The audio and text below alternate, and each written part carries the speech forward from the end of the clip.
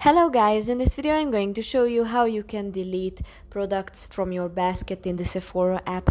But first I just want to mention, please don't forget to subscribe to my channel, because at 10,000 subscribers I'm going to show you my whole YouTube revenue statistics and growth strategy, how to make money online. So let's jump into it. Open the Sephora app, then go to your cart. On the top right corner, tap on this little icon. Then here you will see I have 3 items in my cart.